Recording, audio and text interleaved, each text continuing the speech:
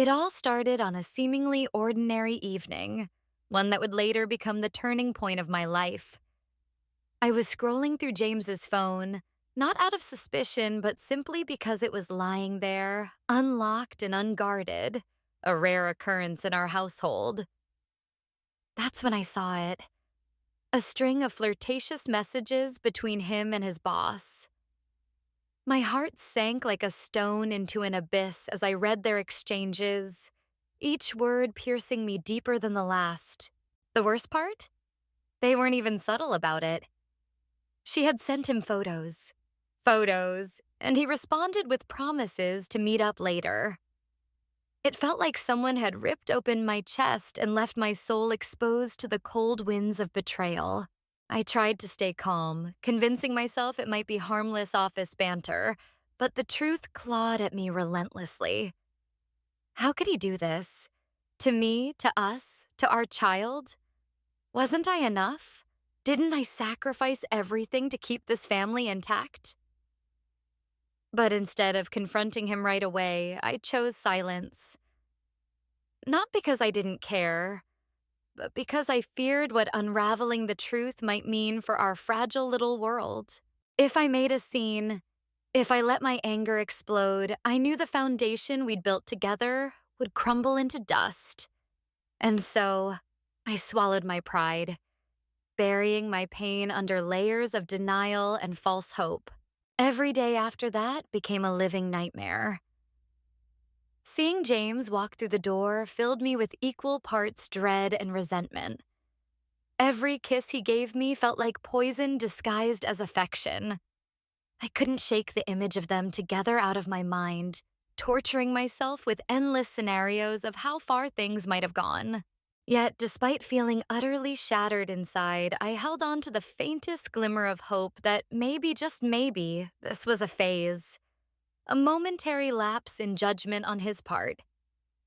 So I played the role of the dutiful wife, pretending nothing was wrong while secretly dying a little more each day. Little did I know this was only the beginning of something far darker and more devastating. As the weight of James's betrayal bore down on me, I realized I couldn't handle everything alone anymore. Between working double shifts to keep our fragile household afloat and trying to mask the cracks in my crumbling marriage, I was drowning. Every day felt like an uphill battle, each step heavier than the last. My son Milo deserved better. A stable environment where he could grow and thrive, not one tainted by tension and deceit. But how could I provide that when I barely had time to breathe? That's when Erica entered my life, though at first I didn't know whether she'd be a blessing or just another complication. I met her on a rainy afternoon, standing awkwardly in my doorway with a warm smile and an aura of quiet confidence. "You must be Erica," I said, eyeing her cautiously. She nodded, holding out her hand. "Yes, I'm your new nanny." For a moment, I hesitated. The idea of letting someone else into our chaotic world felt invasive, almost unbearable. Yet as I looked into her calm, reassuring eyes, something inside me loosened. Maybe this was exactly what I needed. Not just for Milo, but for myself too. From the very beginning, Erica proved to be more than just a babysitter. She had an uncanny ability to sense when I was overwhelmed, stepping in without being asked. Whether it was preparing dinner, organizing Milo's toys, or simply offering a kind word during my darkest moments, she became a pillar of support I hadn't known I desperately needed. Her presence gave me space to focus on work, to earn money, and most importantly, to reclaim pieces of myself that I thought were lost forever. One evening, after yet another grueling shift, I came home to find the house spotless, Milo peacefully asleep, and a plate of food waiting for me on the table. It was such a small gesture, yet it meant the world. As I sat there eating, tears welled up in my eyes, not from sadness this time, but from gratitude. Erica walked in then, catching me mid-sob. "Are you okay?" she asked softly. I nodded, unable to speak through the lump in my throat. In that moment, I realized she wasn't just helping me survive, she was empowering me to dream again. For the first time in months, I allowed myself to imagine a future where I wasn't shackled to James's lies or consumed by bitterness. But Erica's impact went beyond practical help. She reminded me of my worth, often saying things like, "You're stronger than you think," or "Don't let anyone dim your light." These words echoed in my mind long after she left for the night, fueling a fire within me that refused to be extinguished. Slowly but surely, I began taking steps toward independence, something I never thought possible while tethered to James's toxic orbit. Erica encouraged me to explore new opportunities, even suggesting I consider leaving my dead-end job once I saved enough. "You deserve better," she'd say firmly, her conviction unwavering. And for the first time, I believed her. Still, there were challenges. Some days, guilt gnawed at me, whispering that relying on someone else made me weak. Other times, paranoia crept in, making me question Erica's intentions. Was she truly as selfless as she seemed? Could I trust her completely? But every doubt dissolved the moment I saw her interacting with Milo, with genuine affection and patience, or when she stayed late to ensure I had a moment to rest. She wasn't perfect, but she was real, and that authenticity was a balm to my wounded soul. Looking back, hiring Erica wasn't just about finding childcare. It was about rediscovering hope. She became a beacon of light in my stormy world, guiding me toward a path I hadn't dared to walk before.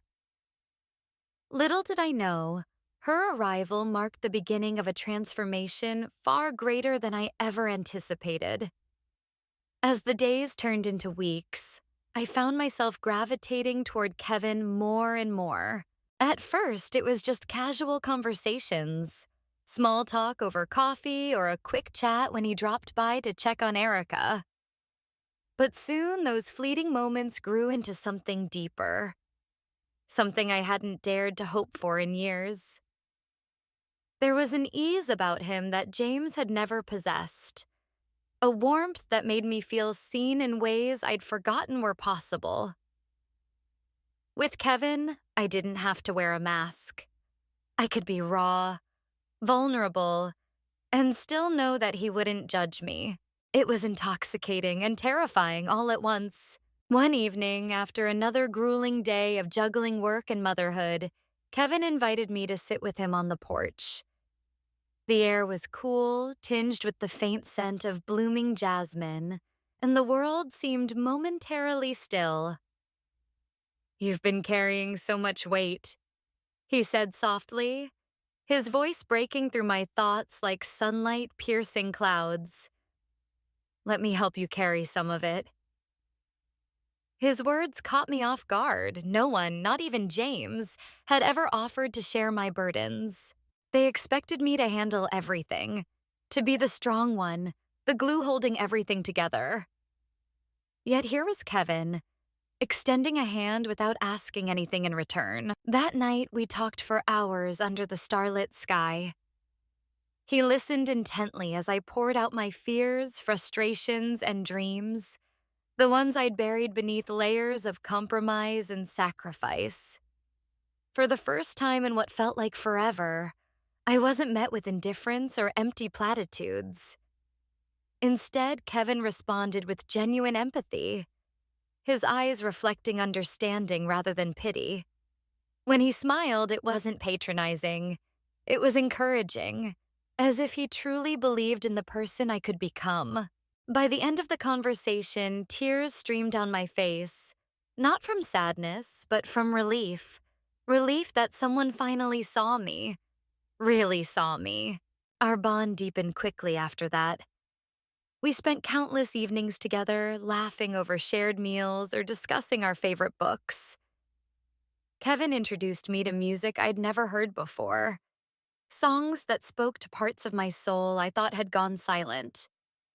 He encouraged me to dream again, to imagine a life beyond the confines of my crumbling marriage.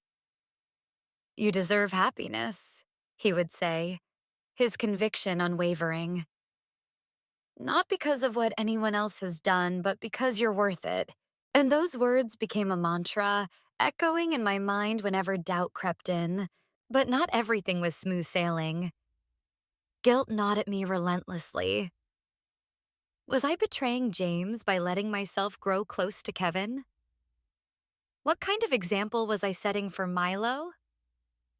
These questions haunted me, keeping me awake at night despite Kevin's comforting presence.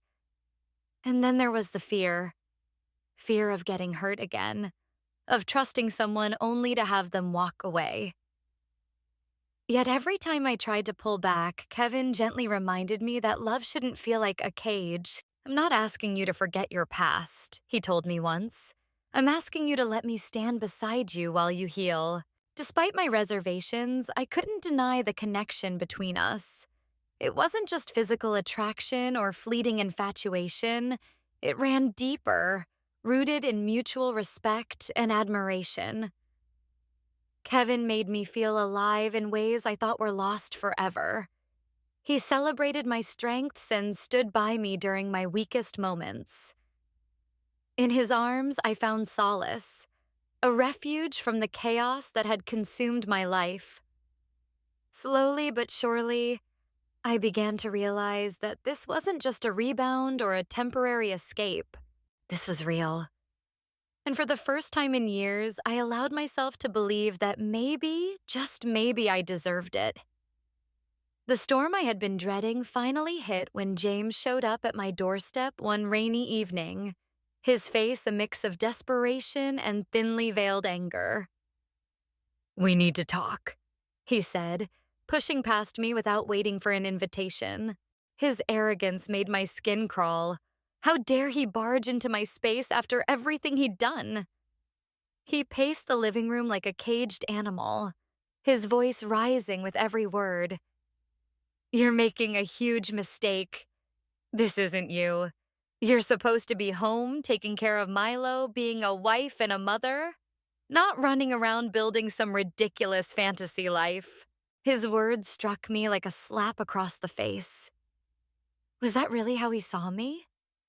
A mere accessory to his existence, nothing more than a caretaker for him and our son? The audacity of it all ignited something deep within me, a fire I hadn't known existed until now. "A mistake?" I shot back, my voice trembling but fierce. "You think leaving someone who betrayed me is a mistake? Someone who couldn't even respect me enough to keep his promises? No, James. The only mistake was staying with you in the first place." He froze, his eyes narrowing as if trying to gauge whether I truly meant what I said. For months, I had played the role of the dutiful wife, swallowing my pride and silencing my needs to preserve the illusion of perfection. But not anymore. Erica's encouragement echoed in my mind. Don't let anyone dim your light. And Kevin's unwavering support reminded me that I deserved better.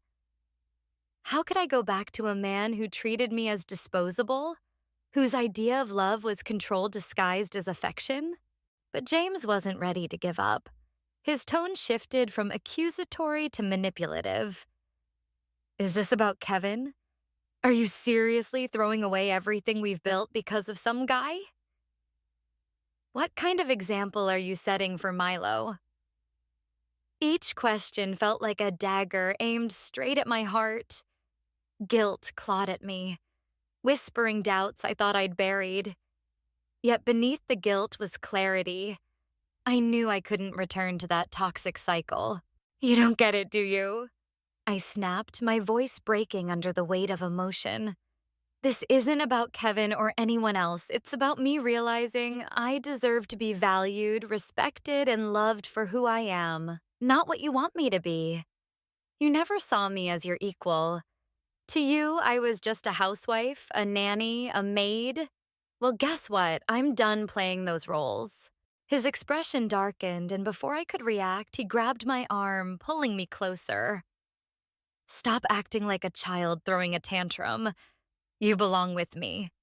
With us. Not out there chasing some delusion. His grip tightened and panic surged through me. This wasn't the man I married. This was a stranger consumed by rage and entitlement. Summoning every ounce of strength, I shoved him away, my chest heaving. Don't you ever touch me again, I hissed, my voice laced with venom. For a moment, silence hung heavy between us, broken only by the sound of rain pounding against the windows. Then, with a defeated sigh, James stepped back, his shoulders slumping. Fine, he muttered, his voice hollow. If that's what you want, then consider this over.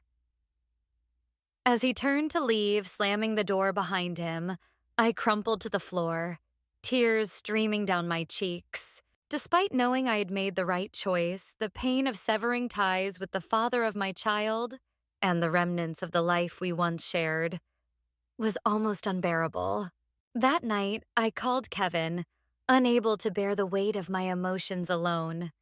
When he arrived, his presence was a balm to my shattered soul. It's going to be okay, he whispered, holding me close. In that moment, I realized something profound. True love doesn't demand submission. It grants freedom. The days following my separation from James were a blur of pain and confusion, as if the ground beneath me had crumbled into an abyss. I felt hollow, like a shell of the person I used to be. Every memory of our life together, no matter how mundane, became a sharp reminder of his betrayal. The house that once symbolized safety now felt suffocating, its walls closing in on me with every passing moment. My mind raced with questions. What did I do wrong? How could I have missed the signs? Was I not enough? Each thought gnawed at my sanity, leaving me paralyzed by self-doubt. Kevin was the only anchor keeping me tethered to reality during those dark days. When I called him late one night, barely able to choke out words through sobs, he didn't hesitate. Within minutes, he was at my doorstep, holding me as though shielding me from the storm raging inside me. It's okay, he whispered over and over, his voice steady despite the chaos swirling around us. But it wasn't okay. Not yet. Still, his presence alone gave me something to hold on to when everything else seemed lost. One evening, after another sleepless night spent replaying arguments and imagining worst-case scenarios, Kevin sat me down and looked me straight in the eyes. You're stronger than this, he said firmly, his tone leaving no room for doubt. You've been carrying the weight of everyone else's expectations for too long. It's time to focus on what you need. His words struck a chord deep within me. For so long, I had defined myself through others. James, Milo, even Erica. But Kevin reminded me that my worth wasn't tied to anyone else's approval. He encouraged me to take small steps toward healing, whether it was journaling my thoughts, going for walks, or simply allowing myself to grieve without guilt. Yet, there were moments when despair threatened to consume me entirely. One afternoon, while sorting through old photos of James and me, I stumbled upon a picture of us laughing together, carefree and happy, or so I thought at the time. Tears streamed down my face as I realized how much of our relationship had been built on lies. Anger bubbled up alongside grief, and I hurled the photo across the room, shattering the frame against the wall. Kevin found me sitting amidst the shards, clutching my knees to my chest. Without saying a word, he knelt beside me, gathering the broken pieces into his hands. This isn't who you are anymore, he murmured gently. You're allowed to let go. Slowly, painfully, I began to rebuild myself piece by piece. With Kevin's unwavering support, I started seeing things more clearly. Love, I realized, shouldn't feel like chains binding you to someone else's will. True love gives you wings. It empowers you to grow, to dream, to live authentically. James had tried to mold me into what he wanted, but Kevin celebrated who I already was. He respected my choices, supported my ambitions, and never demanded anything in return. In his arms, I found freedom, a concept I hadn't fully understood until then. By the time weeks turned into months, I felt a shift within me. The weight of bitterness began to lift, replaced by a newfound sense of purpose. I still loved Milo fiercely, but I no longer saw myself solely as his caregiver. I was more than that. I was a woman capable of carving her own path. And Kevin, he wasn't just someone who stood by me. He became part of my journey, walking beside me rather than pulling me along. Looking back, I realized that true love doesn't cage you.